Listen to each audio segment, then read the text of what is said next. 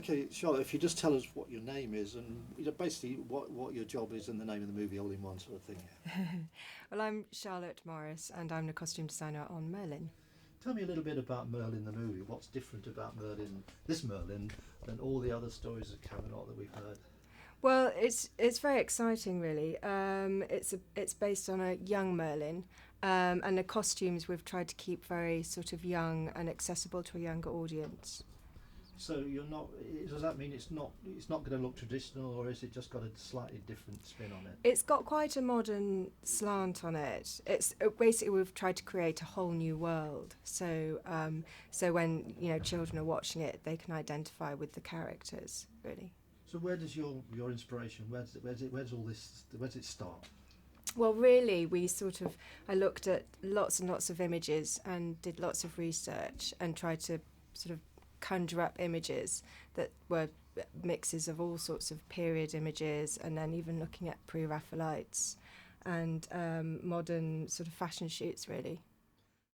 Which other characters have not been caused a problem, but would be actually...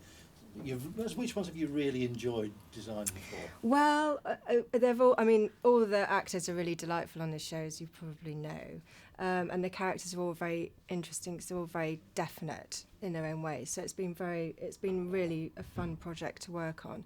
I suppose that Morgana's costumes have been very lovely to do. In this instance, particularly, I think probably. So, for instance, this dress is probably one of my favourites, and it's sort of like a combination of we've actually used quite modern fabrics, but sort of trimmed it up so it looks a bit more period, but it's sort of capturing that sort of slight fantasy look, and Katie's obviously very beautiful, so hopefully that sort of works well. How many costumes in all? Give me a rough idea of how big is your trunk? Oh gosh, I haven't actually counted them up. I don't know, probably a few hundred, I suppose, including all the extras and everything. So, tell me about Arthur's. What the challenges are with Arthur, and then you can move on to this example for me. Well, Arthur, really, obviously he's a prince, so we've got to make him look princely, but not too far removed, so that he doesn't. We've ended up doing quite a sort of relaxed look for him. He wears a lot of armour, which is chainmail, and then also he quite often wears this one armour piece, which works down the arm. It's actually made of a plastic because it's easier for the actors to move around in. There's a lot of stunts, a lot of fighting. It's still a bit awkward. I mean, if you're not used to wearing this sort of thing, to actually move around in it, but it's a lot easier than actually using, a heavy sort of metal. But it's still quite cumbersome. I think it's taken a little bit of time for Bradley to get used to it, but it looks very impressive when it's on. He wears it for all the fighting tournaments and everything, and hopefully it catches the light and looks good on camera. Of course, we've got two female leads here. One of them is Morgana, the other one Gwen. Gwen is sort of is a bit lower caste in a way, isn't she? So, but you don't want her to be too outshone by Morgana, presumably. How do you sort of pump her up without making her equal? Gwen has got a very distinct look. It's very different from Morgana. Morgana's outfits are much more sort of their silkenish chiffon, and Gwen's outfits are more. She's got a sort of a raw silk dress that's got embroidery on it, and the colours are very sort of strong, and hopefully they reflect her character as being. She's supposed to be very sunny, and that it's a very individual look. Hey, this is a pretty basic costume for a prince. Tell me about the rest of the costumes you have to wear. I have a number of costume changes. I suppose what I would imagine will become the most iconic one is the sort of knight's get-up that I have, which is the chainmail, the armour, the bright red tabard with the Pendragon dragon on the front, which I normally do most of my fighting in. And then I have an array of studded jackets, one of which is quite thriller-esque. Quite partial to my Michael Jackson Thriller jacket. I don't unfortunately have a silver glove to go with it, but it looks quite cool. And then this is my hunting get-up. Says it all, basically, you know. And they all have sort of varied degrees of flexibility.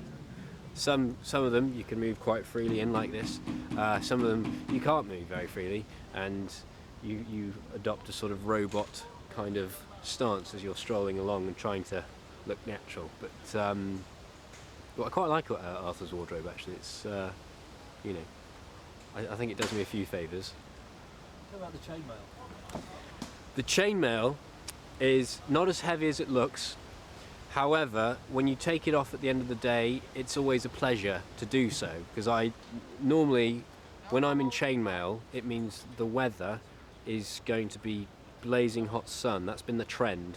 If I ever want to know what the weather's going to be like, I look to see what costume I'm wearing, and if it's armour and chainmail and lots of clothing, it's going to be a hot day. And the chainmail, when you take it off at the end of the day, you just feel this huge release of having worn it all day. But I'm told it looks very good on camera. Again, I haven't seen enough of it to know yet. But, it makes me look the part. What about working with Charlotte? Charlotte's what's the word? Democratic, I suppose. She makes herself accessible to talk over costume ideas, which is very useful, because you know, costume as quite a big factor in creating the character, as it were. And I think she's done a great job with kind of the identity of the show and the identity of all the characters as well. You kind of get a good sense of you know, what everyone's about pretty quickly, and especially with the knights, like she's had to come up with the task of sort of giving all the knights their own sort of individual identification, and I'm sure if I was a school, you know, a young lad, and I'd see all these brightly coloured knights, and you know, each had their own, you know, colours and attitudes about them, I'd find it very interesting, the sort of team aspect of it. The girls' outfits are pretty stunning too, some of them. Yeah, they. Morgana tends to get all the, you know, the fancy dresses to wear. Gwen just sort of turns up in a bit of a curtain that's sort of been fashioned into a dress. So I don't think she's over too excited by a wardrobe, but it suits the character, because she wouldn't be wearing. Being a servant, she wouldn't be wearing anything like what Morgana wears, which is a bit slutty at times, if I'm being honest with you. But I'm sure she'll have many male admirers once they, you know, see her in her get-up.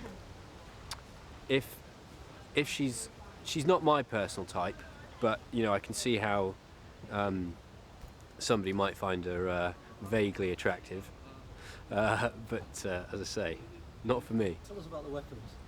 The weapons. This is my trusty sword. It's not Excalibur, as some people will be familiar with. It's I personally like to call it Dave. However, I don't think it's got an official name. It's just one for me. And again, not as heavy as it looks. Quite easy to sort of swirl around. I had a guy called Andreas Petrides do the stunt coordination on this, and he was great. There was sort of never a moment where I wasn't sure of what I was supposed to be doing, and he taught me a lot of stuff very fast. So I owe him a lot with regards to kind of how well I can sort of wield this around. This is the first I've seen of this today. This is my hunting crossbow, and one of the bandits gets the full whack of this in his back, which I'm sure he's looking forward to. But I haven't fired it yet, but I'm looking forward to when that moment comes. I think it's going to be good fun. It's kind of, as I say, one of those dreams you kind of have as a 6 or 7 year old. You sort of, you know, playing in your back garden with weapons and pretending to shoot people and bows and arrows and what have you. Yes, I managed to just almost impale Rick on the end of my sword. He took it quite well, I thought. But it is quite dangerous stuff. You sort of pick up the odd nick, the odd sort of scrape, but with the way Andreas coached me, you sort of learn to sense when danger's coming, just pull your punches, so to speak. And Rick's a tough guy. He can take a little dig on the side of the hip, and also a laceration to the hand. I'm sure he'll be fine with 30 stitches or so. What are they made of, the swords? I think it's a sort of lightweight aluminium. I wouldn't quote me on that, but it's quite a lightweight metal. It's not. There's me giving away the smoke and mirrors aspect. That's probably not the best. But you have to then weigh up that because it's supposed to be 4 times as heavy. Yeah. So I just made myself particularly weak, and therefore counteracts the lightweight of this, and makes it. I make it look tougher than it is. I do that in many aspects of my life. So I was perfect for me, really. Perfect casting. Yes, making things look tougher than they actually are. We'll get Bradley for that job. That's right up his alley. Tell us about your favourite costume, which you did once already, but tell us about your favourite costume and then tell us about this costume you're wearing today. Well, my favourite costume, as I'm sure everybody knows, is the one we all call the dairy milk dress, which is royal purple and bejeweled, and it's got trains, and it just feels so elegant and so lovely. And then this one I'm wearing today is another new one, and this is the costume I wear in episode 12, where I'm going looking for Gwen. You can see the Ugg boots under it, very, very nice. So we've got a nice big, comes up. So, it's just sort of a little something I threw on just to run out of the castle and go search for my friend. It's nothing special, but, still quite beautiful. Do you ever wish you were wearing some of the chainmail? I was so excited because when we did episode 10, I get to do all the fight sequence, so I have a completely different costume and I'm dressed kind of like a boy. And when I put it on for the sort of 2 weeks we were filming it, every day was like, oh yes, trousers, shirt, normal stuff. And then by the end of it, I was a bit like, can I put one of my dresses on again? I go back to being a lady. But it was nice to do it at the time. And thank God they didn't make me sort of sword fight in a dress, because that would have been, one of these, would have been slightly difficult. Did you like getting dressed up in all these?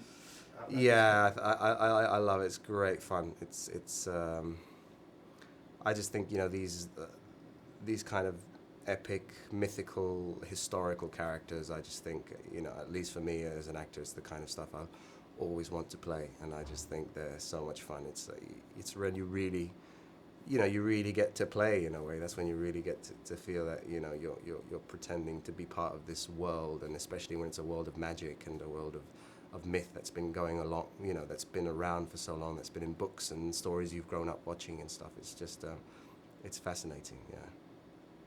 But wearing the costumes, how big a part of becoming Lancelot is the costume?